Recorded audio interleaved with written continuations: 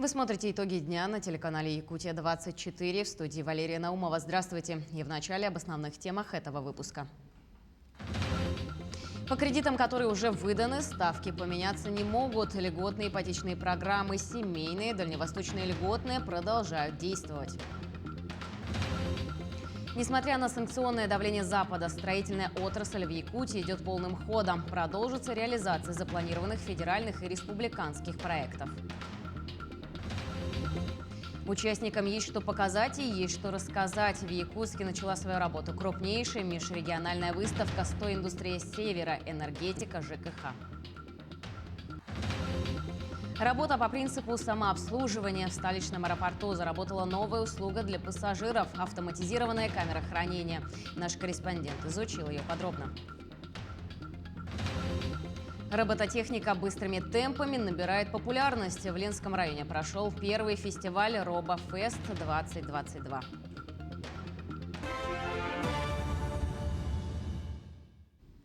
Льготные ипотечные программы продолжают действовать. Консультационный центр Дом.РФ сообщает, что наибольшее число обращений сейчас связано с условиями реализации льготных ипотечных программ – льготная, семейная и дальневосточная ипотека.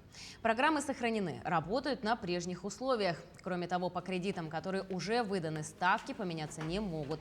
Если кредитная организация по каким-либо причинам повысила ставку по оформленному займу, необходимо обратиться в Банк России и в суд, поскольку такие действия неправомерны. На первоочередные меры поддержки экономики и населения Якутии в условиях санкций направят свыше 13 миллиардов рублей. Уточненные параметры госбюджета республики на текущий год и на плановый период 2023 и 2024 годов будут направлены на рассмотрение в Госсобрании Ултумен. Глава региона поручил правительству представить прогноз поступления доходов государственного бюджета на 2022 год с учетом сложившейся социально-экономической обстановки и прогноз расходов с учетом принятых первоочередных действий. Напомним, в республике разработан план первоочередных действий по обеспечению устойчивого развития в условиях внешнего санкционного давления. В правительстве заверили в достаточном запасе сахара и гречки в России. Об этом накануне заявила вице-премьер Виктория Абрамченко на совещании с президентом страны. Также в Минпромторге заверили в наличии на складах предметов бытовой химии на полгода вперед. Риска дефицита товаров этой категории не отмечают. В торговых сетях сформирован большой запас подгузников, средств гигиены и бытовой химии. А у российских заводов достаточно запаса сырья и необходимых материалов, чтобы не прекращать деятельность. Еще в первую волну пандемии наблюдался ажиотажный спрос на сахар и гречку. Как и в 2020 году, хочу сейчас успокоить наших граждан. Мы полностью обеспечиваем себя и сахаром, и гречихой. Не нужно поддаваться панике и скупать эти товары. Их хватит на всех. Ажиотажный спрос только дестабилизирует товаропроводящую сеть.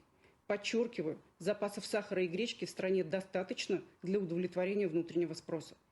Дополнительно нами принято решение об увеличении посевных площадей под гречиху и сахарную свеклу. Между тем, на станции Нижний Бестях находится 274 вагона с товарами народного потребления. За прошедшие сутки выгружено 103 вагона. Сегодня, 22 марта, запланирована выгрузка 93.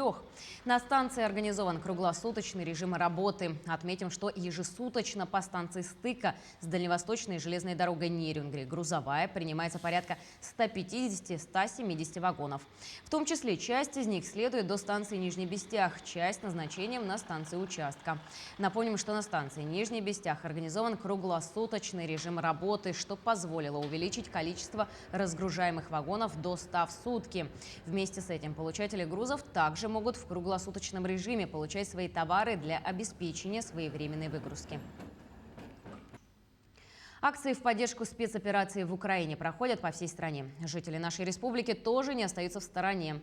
Сегодня к акции присоединяется поселок Чульман Нерюнгринского района. Сотрудниками помощи детям-сиротам и детям, оставшихся без попечения родителей «Вектор», организован митинг в поддержку решения президента России о проведении спецоперации на Донбассе и Украине. В зале, где собрались участники, прозвучал гимн России, и минутой молчания почтили тех, кто сложил головы, защищая интересы граждан Донецкой и Луганской республик. На общем собрании 17 марта текущего года было принято решение о перечислении за март текущего года однодневного заработка в качестве добровольного пожертвования на реализацию программы помощи беженцам Донецкой и Луганской народных республик. Таким образом, наш коллектив показал, что своих не бросают. Наш коллектив не мог поступить иначе. Нет такого права у России бросить свой народ на произвол судьбы. Я горжусь своим коллективом. Перейдем к эпидобстановке. За последние сутки на территории республики выявлено 380 новых случаев коронавирусной инфекции. Из них на Якутск приходится 90 случаев, в Мегино-Кангаласском районе 99, в Мирнинском 30, в Намском 21, а в Вилюйском 17. Еще в 21 районе зафиксировали от 13 до 3 инфицированных. До 15% случаев COVID-19 связаны со штаммом Дельта, который вызывает тяжелые формы заболевания. Все тяжелые случаи заболевания зарегистрированы у невакцинированных больных. Между тем, месяц назад в связи с улучшением эпидемиологической обстановки и снижением количества пациентов с коронавирусной инфекцией Республиканская больница номер 2, Центр экстренной медицинской помощи, возобновила прием плановых больных. Напомним, что с марта 2020 года, с начала пандемии, Республиканская больница номер 2 не приостанавливала прием экстренных пациентов. Теперь же все отделения ведут прием плановых больных. За период с конца февраля текущего года по сегодняшний день за медицинской помощью в Центр обратилось более 3000 пациентов. Из них около 2000 человек обратились именно за экстренной помощью, а на стационарное лечение госпитализировано более 1800 пациентов. В условиях пандемии мы периодически приоткрывали плановый прием, там закрывали, учитывая, что количество больных было достаточно на высоком уровне, вследствие чего мы не ограждали, скажем так, относительно здоровых пациентов, плановых больных от возможности заражения, заноса инфекции и так далее. На сегодняшний день уровень заболеваемости значительно снизился. Мы это чувствуем по своей больнице, поэтому было принято решение на уровне Министерства здравоохранения, соответственно, нами об полноразмерном открытии планового приема. Сейчас все отделения у нас работают, вышли на плановый прием пациентов. Это очень важно, потому что 2 года мы работали с перебоями, только оказывали экстренную медицинскую помощь. Фонд капитального ремонта многоквартирных домов в республике в этом году отремонтирует более 200 домов по всему региону. Фонд с прошлого года перешел на круглогодичный розыгрыш контрактов среди подрядных организаций. Всего предусмотрено порядка 400 различных видов работ. Кроме того, фонд впервые с этого года начнет капитальный ремонт внутридомового грузового оборудования в многоквартирках. Ульяна Шагина продолжит тему. В этом году региональный фонд по капитальному ремонту планирует по всей республике отремонтировать порядка 200 домов, 60 из которых приходится на город Якутск и пригороды. Один из них – это Ярославского 7/1. По этому дому работы по капитальному ремонту начались еще в прошлом году. И в этом году с мая, как потеплеет, работы также продолжатся. Подрядчик работ по этому дому – частная фирма «Теплосервис». В прошлом году компания законтрактовалась осенью, так что работу провели только по фасадной части дома. Это утепление швов, а также покраска.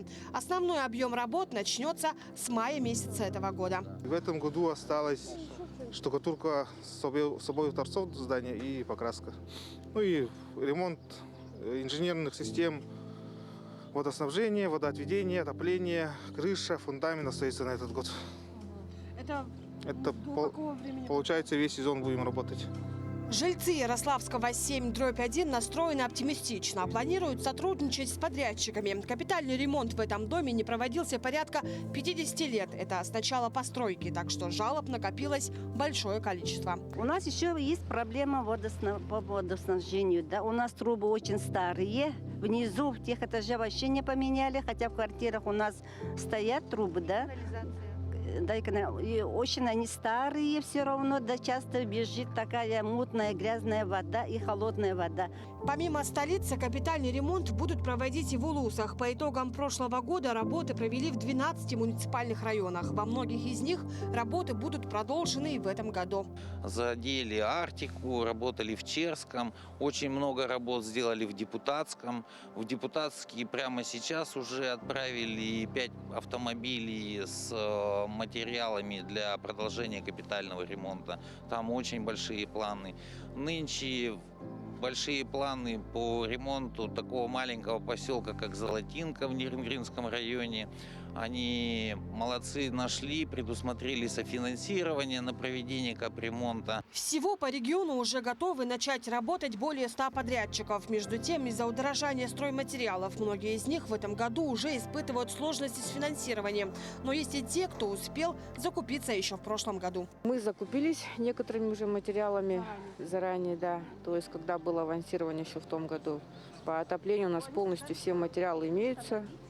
Я думаю, проблем не будет. Кроме того, фонд капитального ремонта сейчас решает вопрос об увеличении суммы дополнительного авансирования, чтобы подрядные организации уже на начальном этапе проведения работ не испытывали трудности с закупкой материалов. Подрядчики надеются, что эта сумма не будет ниже 25% от общей суммы запланированных контрактов. Ульяна Шагина, Григорий Николаев, Якутск. Сохранение быта, развитие традиционных отраслей Севера, проблемы охотничьего промысла, промышленное освоение Арктики и защита прав коренных малочисленных народов. Эти и другие темы в центре внимания третьего съезда общин коренных малочисленных народов Севера Республики. Он стартовал сегодня в Якутске. Делегаты отметили, что в последнее время идет большая работа по улучшению жизни коренных малочисленных народов. Принят ряд законов и нормативных актов. Однако существует ряд не менее важных проблем, которые не могут быть решены только на местном уровне. Для полного разъяснения этих спорных вопросов необходима поддержка со стороны федерального центра. Наличие промышленных компаний, которые осваивают полезные ископаемые, золото, серебро, вот с ними надо работать на основании соглашений. И там в законе сказано, они могут работать на основании соглашений с местными. А я хотел бы, чтобы они, там было одно слово заменить, могут заменить на слово должны. И при составлении соглашений нам на местах очень нужны юридические консультации, чтобы правильно эти соглашения составлялись. И от этого мы что-то имели. Более 50 российских компаний с 15 регионов. В Якутске в 19-й раз начала свою работу крупнейшая межрегиональная специализированная выставка «Стройиндустрия Севера. Энергетика ЖКХ». Строители и энергетики, специалисты коммунального комплекса, поставщики и покупатели встречаются здесь, чтобы решить актуальные задачи во многих профильных областях. Из-за пандемии выставку не проводили 2 года, так что участникам есть что показать и есть что рассказать. Подробнее в сюжете Лидии Гасанбалаевой. Такие выставки – это не только возможность показать свои достижения, но и найти потенциальных клиентов. Обратите внимание, температура этого стекла внутри помещения 49,7 градусов. Потрогать, пощупать и увидеть изнутри. Именно такую возможность имеют участники и посетители специализированной выставки. Среди них компания «Термоглаз Якутия». На выставке они впервые, но уже успели притянуть на себя внимание посетителей. Уникальные окна с электрообогревом, которые способны заменить отопление в доме. Они не только согревают ваш дом, но и сохраняют как тепло, так и прохладу даже в пассивном режиме. Это окно, в принципе, всего лишь на 50% дороже, чем обычное окно, но оно работает не только как окно, да, а как климатическая установка. Оно обогревает помещение прежде всего. Несмотря на выход из российского рынка многих иностранных компаний, участников стало больше. Организаторы уверены, отечественные разработки вполне могут заменить иностранное производство не только по качеству, но и инновационными технологиями. Поэтому это выступила площадка для активизации наших компаний, наших производителей российских, которые с удовольствием приехали и которые показывают производство российских товаров, например, спецодежда, ну и многое другое. Одна из таких компаний – производитель электрооборудования для нефтегазовой отрасли завод «Горелтех». Работает на якутском рынке уже 4-й год. Они положительно зарекомендовали себя в работе в условиях низких температур, а их постоянными клиентами являются крупные промышленные компании региона. Оборудование наше зарекомендовало себя хорошо тем, что оно предназначено для работы в условиях крайнего севера, то есть оно устойчиво к низким температурам.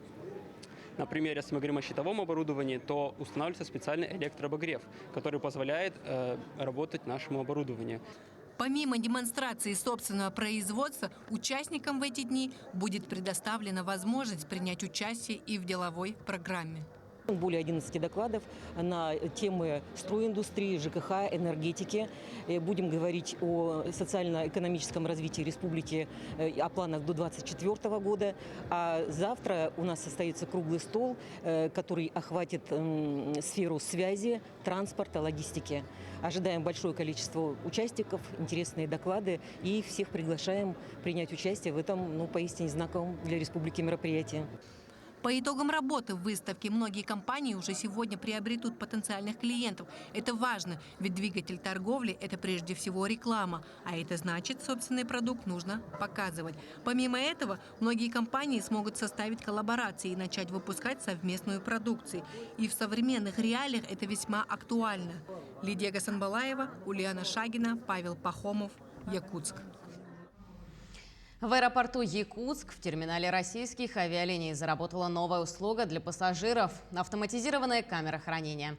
Она работает по принципу самообслуживания и состоит из изолированных друг от друга ячеек разных размеров. Новую услугу изучил мой коллега Александр Хавренко. Задержка рейса или длительная стыковка. Проводить много времени в аэропорту не очень хочется, тем более, если есть возможность выехать в город. Но не всегда удобно и не всегда хочется носить с собой сумки, чемоданы и прочий багаж. Для этого в аэропорту города Якутска открылась автоматическая камера хранения. Для того, чтобы сдать багаж в камеру хранения, достаточно нажать всего несколько кнопок.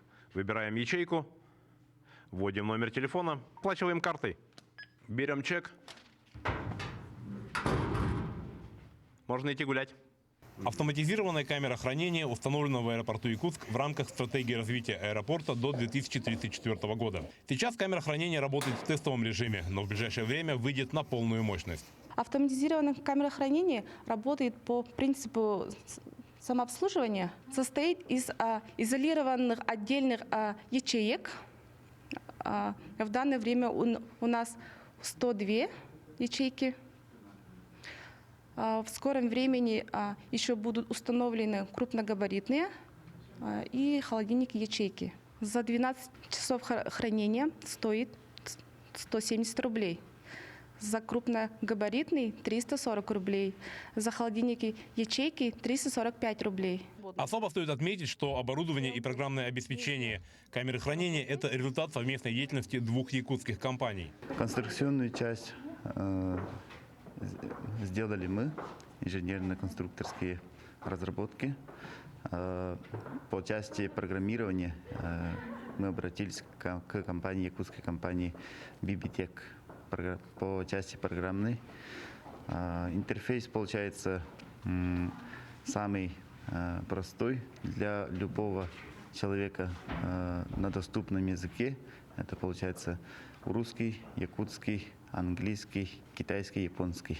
Забота об удобстве пассажиров – одно из приоритетных направлений в работе любого аэропорта. И отрадно, что наш аэропорт в этом вопросе на лидирующих позициях.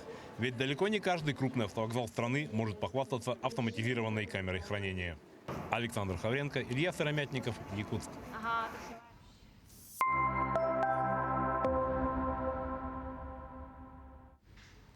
Трехтомное издание «Истории Якутии». Юбилейный знак «100 лет Якутской ССР». Памятная серебряная монета Центрального банка России.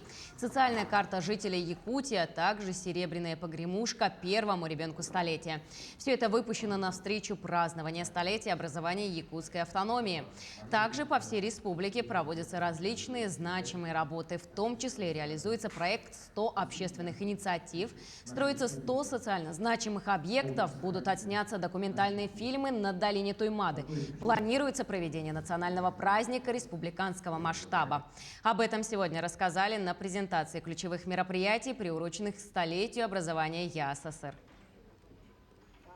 Основная идея – это вовлечение каждого жителя республики в празднование столетия автономии Якутской ССР. И в связи с этим должны быть достаточно большие мероприятия по патриотическому воспитанию молодежи, по знанию истории родного края, по поддержке общественных инициатив, которые направлены на развитие нашей республики.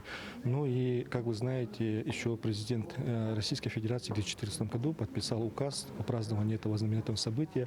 Был сформирован федеральный план мероприятий. Финансирование выделилось из и федерального бюджета, и из бюджета республики. Ну и на сегодняшний день мы полностью готовы к празднованию нашего исторического праздника автономии Якутской ССР. Вот мы сегодня собрались презентовать общественности, какие мероприятия мы приготовили. Ко дню Всемирного дня воды в Якутске состоялось открытие ежегодной экологической акции «Природа и мы». Экологическое движение продолжится вплоть до октября месяца. За это время планируется провести значимые конкурсы, проекты, субботники и акции. Мероприятия, проводимые в рамках акции, призваны укрепить ценности, привить знания и навыки бережного отношения к природе. Из года в год участников акции, а значит ценителей природы, становится все больше и больше. За эти годы участниками акции стали около 4 миллионов якутян. Мы каждый раз участвуем в экологических мероприятиях. Мы шьем экологические сумки, экологические бахилы.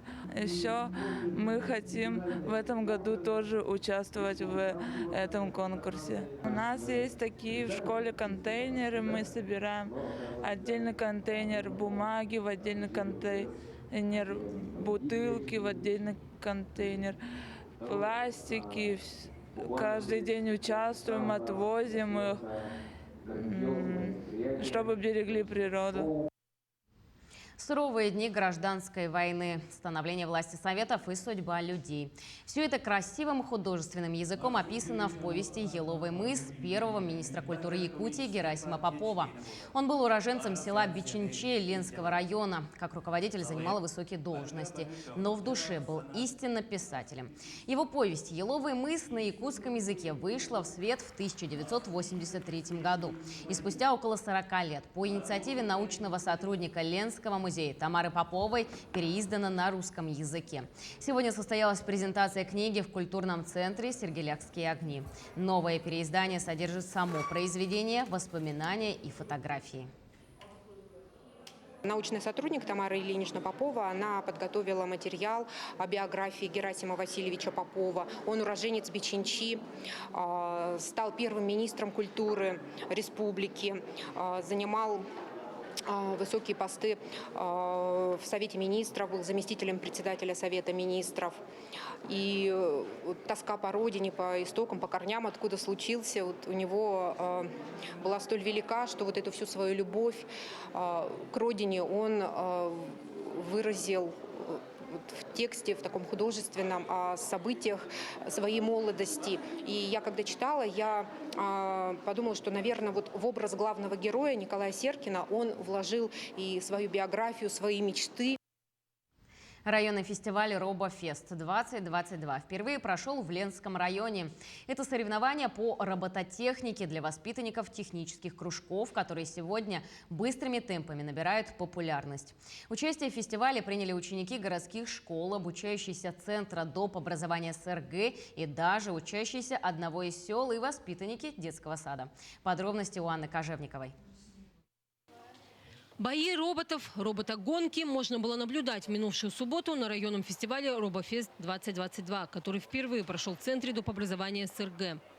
Команда дополнительного образования СРГ, они подготовили все технические требования, предоставили все оборудование, чтобы у нас сегодня состоялся фестиваль «Робофест-2022». То мы в этом году решили изменить формат, охватить все районы, все образовательные учреждения Ленского района. Приехали и ученики села Бичинча, где кружок по робототехнике функционирует уже второй год. Его посещают учащиеся с 5 по 7 класс, а руководит им молодой специалист. Оборудование приобретено благодаря федеральному проекту «Точка роста». Больше нравятся машинки. Они, ребята, сами по себе соревнуются, создают разные модели машин и делают трассу между собой и соревнуются. Ребятам очень интересно, им полезно, конечно, новый мир, новый кругозор увеличивается, да. Это все, я думаю, идет полезно для детям. Команда бичинчинских школьников потрудилась на славу. Джулия Данилова и Евгений Соловьев завоевали призовые места 2 и 3 соответственно. Я 1 год занимаюсь робототехникой. Нравится? Да, нравится. Ученица школы номер 3 и воспитанница Центра доп. Образования СРГ Ангелина Унаджева тоже с увлечением собирает роботов. Наша задача заключается в том, чтобы собрать хорошего робота, который, во-первых, не поломается, а во-вторых, проедет все препятствия. Ученики школы номер 3 достойно защитили свой титул. А именно это образовательное учреждение славится самыми передовыми разработками в робототехнике. В номинации «Робосуммы» завоевали 2 первых места Александр Баранов и Владислав Кузаков. Он может драться и толкать противника. Мы должны собрать за 50 минут робота и запрограммировать его, а потом потом они будут драться. Самыми юными участниками конкурса стали воспитанники детского сада «Чебурашка», где благодаря сетевому сотрудничеству с Центром доп. Образования СРГ тоже есть кружок по робототехнике. Лучше лет, да? Просто как там есть механизмы, а в конструкторе нет механизмов, которые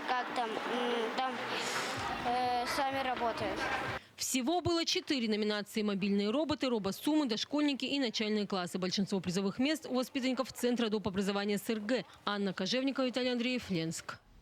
На этом у нас все новости. Именно таким мы запомним уходящий день. Всего доброго и до новых встреч в эфире.